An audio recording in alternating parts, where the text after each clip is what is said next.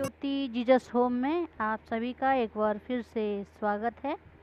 आप सभी को एक बार फिर से जय मसीह की और थैंक यू वेरी मच कि आप लोगों ने मेरे इस चैनल को खोला और परमेश्वर के वचन में से कुछ जानने की कोशिश की। याद रखिए मेरे प्रियो, मेरे मित्रों, कि जब भी हम परमेश्वर के लिए 1 सेकंड का टाइम निकालते हैं, उसके वचन को सीखने की कोशिश करते हैं, उसको समझने की कोशिश करते हैं, तो वो हमारे लिए दुगना और 4 गुना और 10 गुना हमें वापस लौटाता है। क्योंकि परमेश्वर कभी किसी का उधार नहीं रखता, क्योंकि वो सर्वशक्तिमान है।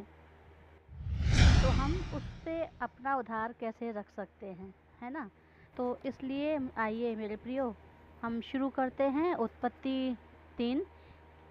आज की जो श्रृंखला है वो तीसरी श्रृंखला है। जो भाई बहन के पास बाइबल नहीं है या बाइबल को नहीं पढ़ पाते हैं किसी भी कारण से, टाइम ना होने की वजह से, या उनकी आंखों में प्रॉब्लम होने की वजह से, या किसी और कारण से अगर वो बाइबल नहीं पढ़ सकते हैं, तो उसको अपने यूट्यूब चैनल पे चलाइए और सुनिए। तो उत्पत्ति 3, जिसमें कि तीसरे अध्याय में 24 आयतें हैं, तो ध्यान से सुनिए मेरे साथ में इस श्रृंखला की बातों को। यहोवा परमेश्वर ने जितने बनेले पशु बनाए थे, उन सब में सर्प बहुत धूर्त था। उसने स्त्री से कहा, क्या सच है कि परमेश्वर ने कहा तुम इस वाटिका के किसी फल को ना खाना? स्त्री ने सर्प से कहा, इस वाटिका के वृक्षों के फल हम खा सकते हैं, पर जो वृक्ष वाटिका के बीच में है ना, उसके फल के विषय में परमेश्वर ने कहा है कि ना तो तुम उसको खाना और ना उसको छूना, नहीं तो मर जाओगे। तब सर्प ने स्त्री से कहा, तुम निश्चय ना मरोगे, वरन परमेश्वर आप जानता है कि जिस दिन तुम उसका फल खाओगे, उसी दिन तुम्हारी आँखें खुल जाएंगी और तुम भले बुरे का ज्ञान पाकर परमेश्वर के तुल्य हो जाओगे। अतः जब स्त्री ने देखा कि उस वृक्ष का फल खाने के लिए अच्छा और देखने में मनभाऊ है और बुद्धि देने के लिए चाहने योग्य भी है, तब उसने उसमें से तोड़कर खाया और अपने पति को भी दिया और उसने भी खाया। मेरे प्रियो, यहाँ पर लालच भी आ गया कि हमें बुद्धि मिल जाएगी, हमें ज्ञान मिल जाएगा, और उसने आज्ञा भी नहीं मानी, एक जगह आज्ञा भी तोड़ दी, क्योंकि परमेश्वर ने मना किया, उसके बाद भी उसने उस फल को खा लिया। तब उन दोनों की आंखें खुल गईं और उनको मालूम हुआ कि वे नंगे हैं। इसलिए उन्होंने अंजीर के पत्ते जोड़ जोड़ कर लंगोट बना लिए, अपने लिए कपड़े बना लिए। तब यहोवा परमेश्वर, जो दिन के ठंडे समय वाटिका में फिरता था, का शब्द उनको सुनाई दिया। तब आदम और उसकी पत्नी वाटिका के वृक्षों के बीच यहोवा परमेश्वर से छिप गए। तब यहोवा परमेश्वर ने पुकारा, आदम से पूछा, तू कहाँ है? उसने कहा, मैं तेरा शब्द बारी में सुनकर डर गया, क्योंकि मैं नंगा था, इसलिए छिप गया। उसने कहा, किसने तुझे बताया कि तू नंगा है? जिस वृक्ष का फल खाने को मैंने तुझे मना किया था, क्या तूने उसका फल खाया है? आदम ने कहा, जिस स्त्री को तूने मेरे संग रहने को दिया है, उसी ने उस वृक्ष का फल मुझे दिया और मैंने खाया। तब यहोवा परमेश्वर ने स्त्री से कहा, तूने ये क्या किया है? स्त्री ने कहा, सर्प ने मुझे बहका दिया, तब मैंने खाया। तब यहोवा परमेश्वर ने सर्प से कहा, तू बहुत ही गलत किया। सर्प ने ना कहा कि तूने जो ये किया है, इसके लिए तू सब घरेलू पशुओं और सब बनेले पशुओं से अधिक शापित है।